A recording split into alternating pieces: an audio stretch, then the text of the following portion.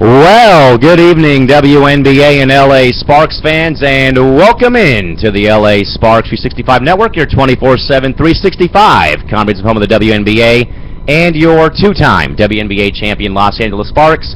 Welcome in, folks, to day number 5 of the Sparks Watch 1 year later 2014 recap.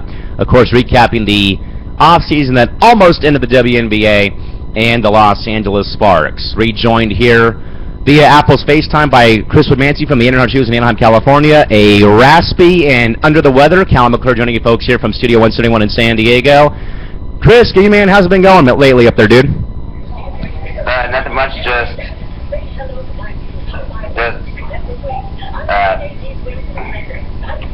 still getting over this loss.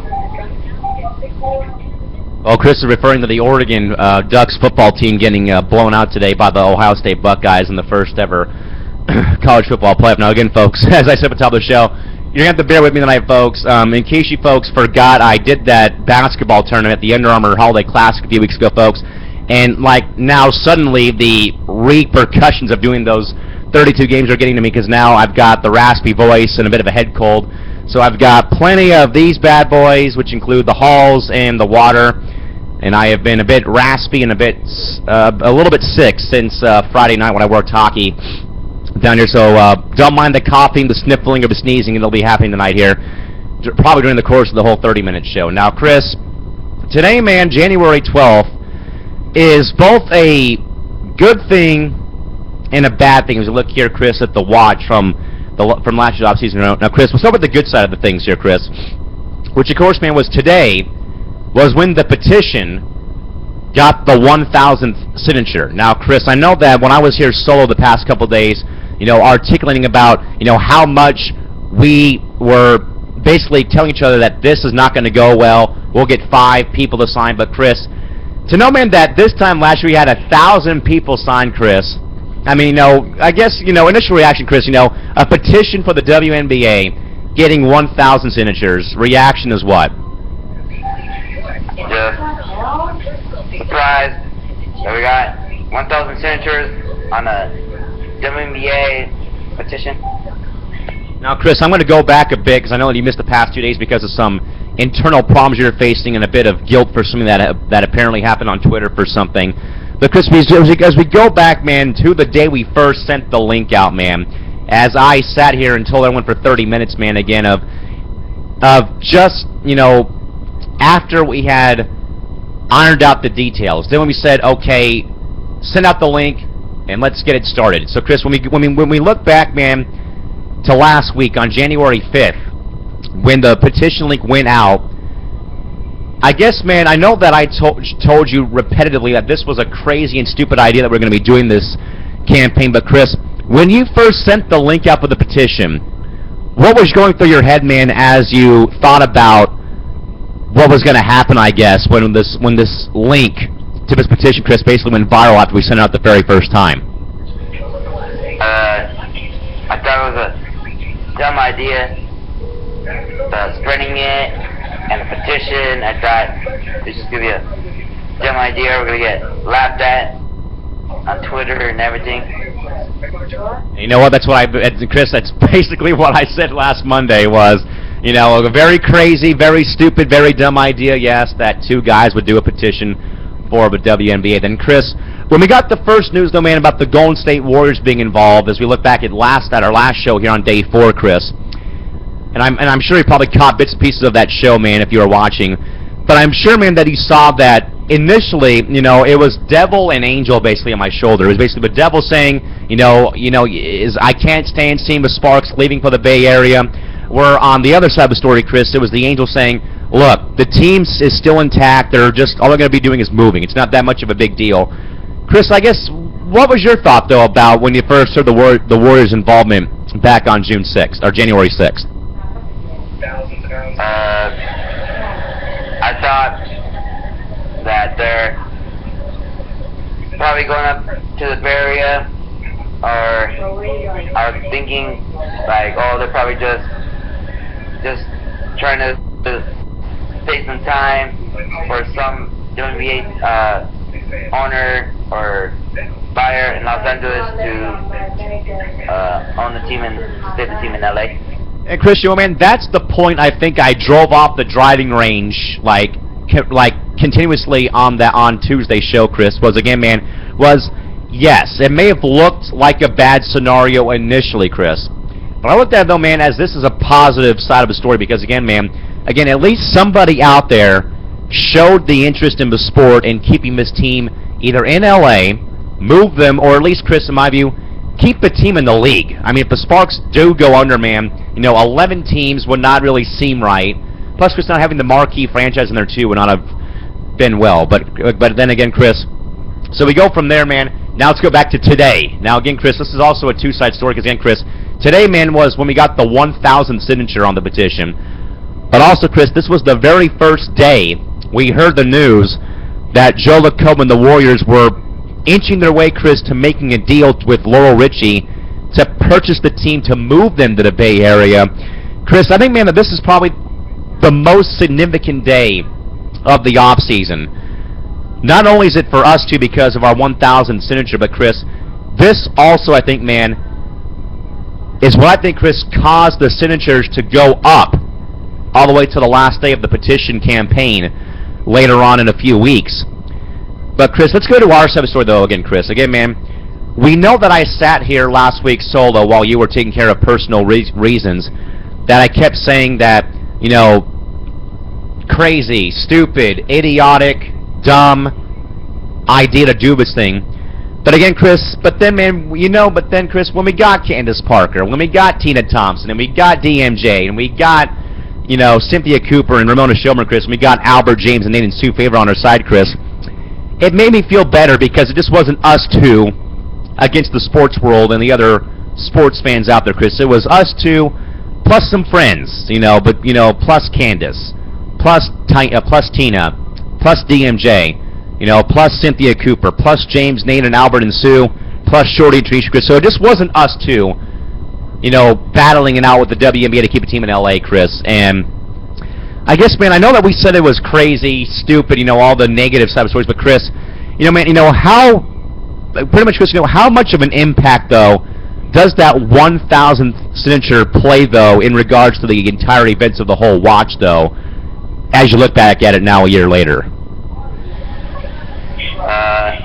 Pretty much very huge. Just read the word around the league that fans around the WNBA and the fan base of the Sparks wants to keep the team in LA and don't want to see them either fold or go up to the Bay Area. Chris, I think that as we get closer to today, January 22nd, Chris, when the first article came out about the Sparks possibly staying in Los Angeles, I think, man, that there's a couple critical days during the 35-day span, Chris. The first one, of course, is when the first news broke about the team leaving. The second day is the petition going viral. The third day is today because of the 1,000 signature plus the other side of the story here. Then the fourth day, Chris, is when the first article came out about the Sparks staying in Los Angeles, possibly. Now, Chris, let's go to the other side of the story, which was when Joe LaCobe and the Warriors said, or when it was announced, though, by ESPNW and all of our other media outlets, Chris, that Joe LaCobe and the Warriors were making a push to purchase the Sparks and move the franchise to the Bay Area.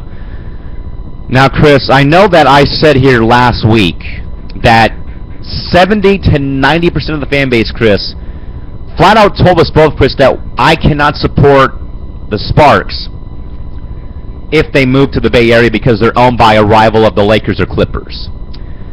Chris, I know, man, that today, I think, Chris, in my view, it was both a positive day but also a negative day, Chris, that here we got to the 1,000 signature mark, Chris. Again, man, 1,000 signatures, Chris, on a WNBA petition.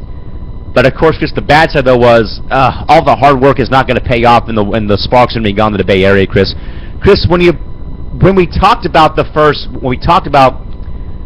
Warriors putting that deal in place to buy the team, Chris, on the same day we hit the 1,000 mark, Chris, were you a bit somber or a bit depressed about, seeing all of our hard work go down the drain basically because you heard about the Warriors getting involved in possibly moving the team to the Bay Area?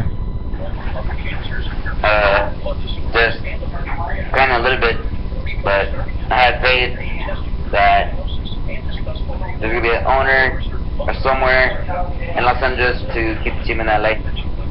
Yeah, I think, man, I was more so of the Debbie Downer, perhaps. I know a lot of people have called me Debbie Downer for sometimes here on the network for reasons I don't know why, and I probably will never why, nor do I really care. But Chris, I think though, man, that it's sort of that meh feeling, like, yeah, you know, here you put in all this work and dedication to a WNBA petition that you thought was going to be a joke and you were going to be the laughingstock of pro sports in the U.S. Where it got 1,000 signatures and people didn't say a word about it, but at the same time, you know, here's a suitor that's up north in California, that's a rival of the Lakers and Clippers, that's going to swoop in and buy your franchise and move your beloved team to the Bay Area when you got 1,000 signatures. I think, Chris, that's sort of how I was feeling during that point in time, and I can say that firsthand about that experience. But Chris, again, man, let's just talk about the petition here, man. I mean, man, I know that it was tough for me to at least talk about without you by my side the past two nights here again when we first sent out the link and everything else included. But Chris, again, man, you know, 1,000 signatures, Chris, today for the petition, man. You know, I think, Chris, that, as I said last week, is, you know, had it not have been for so many great and tremendous people that help us out, you know, like Shorty and Trinisha, excuse me, and plus everyone else, Chris, which included Candace Parker and Marissa Coleman and Tina Thompson and Cynthia Cooper-Dyke, and then all of our friends, Chris, at SwitchAppeal.com, like Albert and James and Nate and everyone else included, as we pick up a subscriber on the network here, according to my email inbox here. So thank you for subscribing to the channel, whoever you may be. We'll get to you later on. But, Chris, I think, though, man, that, you know, as we look back, Chris, you know, I know that you and I were sort of, you know, not feeling the best, I guess, because of what was going on, of course, with it being us two versus everyone else. But, Chris, I think, though, man, that I basically, Chris, had like a long positive rant, though, Chris, about not just the writers, Chris, and not just the players, Chris, but, Chris, before we go on to my other thank you, Spider, Chris, again, man, you know, how much of an impact, though, does Candace, does Tina, does the players, alumni, and writers, Chris, basically, Chris, how much of an impact does that group of people that help us out with the petition, Chris, how much of an impact, though, do they have on the effort, though, to keep the sparks in LA, though, in your mind? I think very huge to keep the team in LA by helping, by retweeting it to their followers and everything. I just think they played a big role. Chris, I think, man, that if those great people didn't retweet the link, Chris, I think that we would not have gotten the 1,000 mark. I mean, because, Chris, we got 1,000 signatures, man, in the span of basically 9 days. I mean, 9 days we had 1,000 signatures, Chris. You know, 1,000 people, Chris, signing a WNBA petition in 9 whole days. But again, Chris, like I said, though, man, for about a good 5 whole minutes here, Chris, last week, Chris, it wasn't just those people, Chris. It was also the tremendous support of the other 11 teams. You know, between Phoenix, between Seattle, between San Antonio, Chris, between all of the fan bases, and as much, Chris, as you despise the Mercury, Chris, you got to show them some love here, Chris, for helping us out with this effort, man. Because, again, man, it wasn't just an LA or California issue, Chris. This was a whole WNBA league-wide issue. It wasn't just LA fans, Chris. It was the whole entire league helping us out. It was X Factor. It was the Storm Crazies. It was the Los Lynx fan base in Minnesota. It was the Star fans down in San Antonio. It was the people that run with the Dream in Atlanta, Chris, plus the Sun. Chris, it was the whole damn league helping us out in a time of need that, Chris, I think should have been there at the front line for the Comets in 2009 because of how they lost their franchise. Chris, and I know, man, that you absolutely despise Phoenix sports teams in the state of Arizona because they beat the Sparks in the playoffs, Chris. But, Chris, man, you need to, Chris, I think, though, man, you need to really say your piece, man, and really say how thankful you are, though, Chris, for how the WNBA fan base, Chris, helped save this beloved franchise, though. As much as you may hate Phoenix and the other 11 teams, Chris, where I'm neutral towards everybody, Chris, I need to hear from you, man, of how much and how thankful and how much you love the fan base for what they did for us. It's an awesome fan base, a lot, and just so much. And here Chris despised Phoenix, and here Chris basically threw the Phoenix Mercury under the bus at the playoffs, and karma got him in the backside. But again, Chris, you know, I think, man, that it's important, though, man, that we do remind people that this is not just for the Sparks. This network is for the Sparks in the whole league. Where, Chris, the petition effort was basically the same way, Chris. The petition effort was not just for the Sparks and the fans in LA, Chris. It was for the whole league as a whole at this point in time. And, Chris, also, man, excuse me, folks. Again, folks, sorry here, but again, bear with me here. Sinus problem here. Nose has been a bit jacked up. The voice has been very bad as of late. So playing a bit injured, but we're going to get through it, right? But Chris, again, man, I know that we thank the fan. Chris, I know that basically whenever you and I are on the petition show, we always sit here and thank everybody for what they've done. But Chris, I think, though, man, that it's important, though, again, that we do thank the fan base as well. But also, Chris, let's move back to the players. Again, Chris, we're talking about, you know, a solid core of MVP awards, championships, you know, so many awards, Chris, that they've won and that they have that they have in their trophy case for their careers, Chris, between CP3, you know, and Tina and Cynthia, Chris, you know, Chris, so many loyal, tremendous WNBA cornerstones and figureheads, Chris.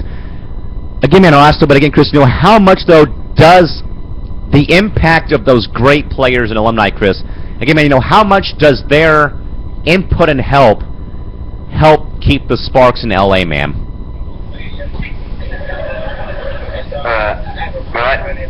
Okay, man, I'm just going to reiterate again, but again, Chris, in your mind, again, knowing it was us two and a few friends trying to get this thing going, Chris, but again, man, thoughts again, man, about how, when, Chris, you and I thought, and we told each other, Chris, will players help out this effort? And again, we were very skeptical again about that because we had talked to Chris many times about, you know, do we want to get players involved, Chris, or do we even ask anybody? But Chris, again, man, you know, knowing again about how they helped out with the effort, Chris, how much though again does their impact help though keeping this team in LA? I think very huge by having a lot of followers and retweeting it, and they saw it, and just played a big role in keeping the team in LA. Chris, now we'll go from the players now, Chris, to yes, Chris, I'm saying here, but to my media friends, which would be Sue Favor, Albert Lee, James Bone, Nate Parham at SwitchBill.com, and Sue from Hoopism.blogspot.com. Chris, I think, man, it was important though that the fans of the league and the Sparks, Chris, had some little birdie in their ear, like I do with the Sparks front office, that was telling them what was going on with the situation. Because again, Chris, as we know, man, this was a private matter, and there was nothing said by the Sparks of the WNBA for 35 straight days. Chris, again, man, how much does the media side, people of my ilk and my other colleagues, Chris, how much does our impact, you not included, how much does it help that there were people that had some small little insight as to what was going on with the situation for the fans? Just a big role, knowing what's going on with the situation, to keep the fan base, to keep updated, so they know what's going on, and everything. Yeah, Chris, again, man, because Chris, as you and I articulated that, man, I know that you and I talked about this plenty of times, either with Shorty and Crystal and Janisha, or just you and me on one-on-one, Chris, of sort of like, you know, why is the league and Sparks not saying a word about this? And I think that you and I were very, very irate and very pissed off that, you know, why is the team not saying anything, and why is the league not saying anything? Because again, Chris, this was not a secret. I mean, we knew that the Sparks were for sale, And the league could have said something very small, perhaps, a press release, an interview, a statement as to what was going on. And again, Chris, to not have somebody telling us what was going on, it was a very hectic, scary situation to be caught in. To be very frank and honest, was if there was no one to tell us what was going on, we all would have lost our minds probably what was going on with the Sparks, with the situation. But again, Chris, I think though it was also important though that Larry Burnett, Chris, who I hate to say this, Chris, that he's the former announcer now. I just can't get that out of my mind, Chris, of how Larry Burnett is the former announcer now for the Sparks on television. But Chris, wasn't important though, Chris, that somebody in some way tied to the franchise, a player, Penny Toller, or someone like my man Emmanuel Mendoza, my little birdie in the Sparks front office, or Chris, Larry Burnett, or Chris, even Lisa Leslie, Chris, wasn't important though that somebody tied to the team said something in some small fashion about the situation at all, like Larry Burnett and Lisa Leslie did do on Twitter? Yeah. And what reasons? I need a better answer than that. Let's go.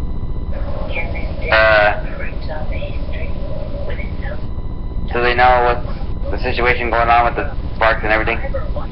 I think, though, Chris, too, man, also to kind of boost the confidence, I think, too, of the fan base, because, again, Chris, if there was no one with the Sparks, Larry B., Lisa, or somebody, Chris, the Staples Center janitor, for all I know, Chris, somebody tied to the team in some way, I think, Chris, if no one tied to the organizations didn't say a word, Chris, the fan base would be rioting, and they would be very, very, and they would be up in arms, Chris. And I think, man, that played a significant role in saying, look, someone from the Sparks is here, and for right now, for all I know, we're still here for the time being. So Chris, I think, man, that was a big thing, though, was to have somebody, Candace Parker, Penny, Lisa, Larry, have somebody in there with the team say, look, I know you guys are asking, here's all I know, thanks for coming, see you guys again sometime soon.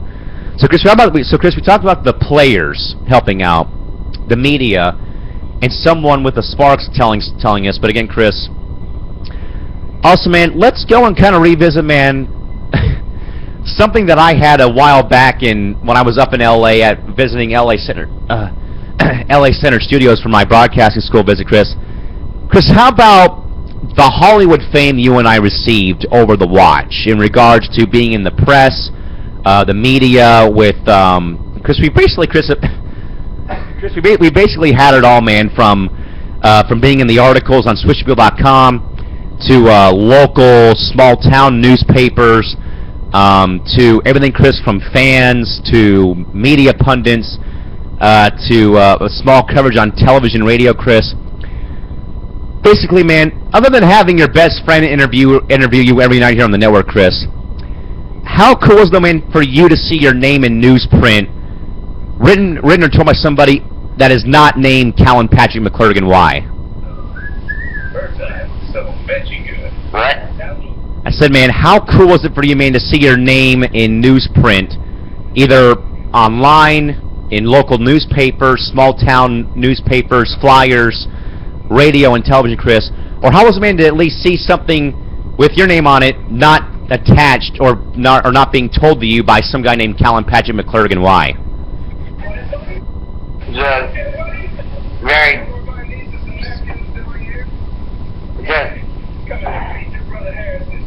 spacious and emotional. I think emotional is a good word, Chris. Now, of course, not emotional for me. I'm used to it. Come on now, people. But, Chris, I think, though, man, if it's your...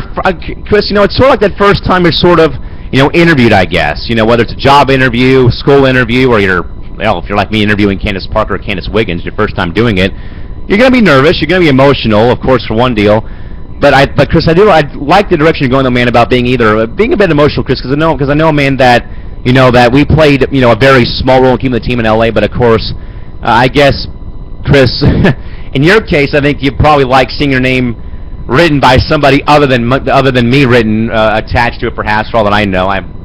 Then again, who knows, Chris, but we'll see what happens. But, Chris, I think, though, man, it was important, though, again, that this was a media story. You know, it just wasn't a WNBA story, Chris. But again, people in and around LA knew and should have known what was going on with this team, Chris. Again, man, as I said early this morning on Instagram, Chris, is, you know, LA always brings in big stars to their sports teams, whether it's Kobe, Kershaw, Blake Griffin, you know, Anze Kopitar, Jeff Carter with the Kings, David Beckham or Landon Donovan, and of course, Chris, the other one is Candace Parker with LA, Chris. It's in their DNA, Chris, and they know what they want to win. And Chris, I even told this too, because Chris, as Chris, you may know, man, and you folks may know again, my grandfather had a pretty gnarly stroke late last year, and I've been going over and having dinner with my mom because she's over there taking care of him with my grandmother. And Chris, my grandmother asked me about the whole NFL and LA thing going on, and I told them at the table, I said, in my case, with me liking the Lakers, the Galaxy, and the Sparks, in my case, Chris, it just doesn't seem, and it doesn't, Chris, it just doesn't feel right not having a pro sports team in any league in Los Angeles, whether it's the WNBA, indoor soccer, arena football, Chris. And I know it's been 20 years, Chris, since the NFL, but Chris, in your mind,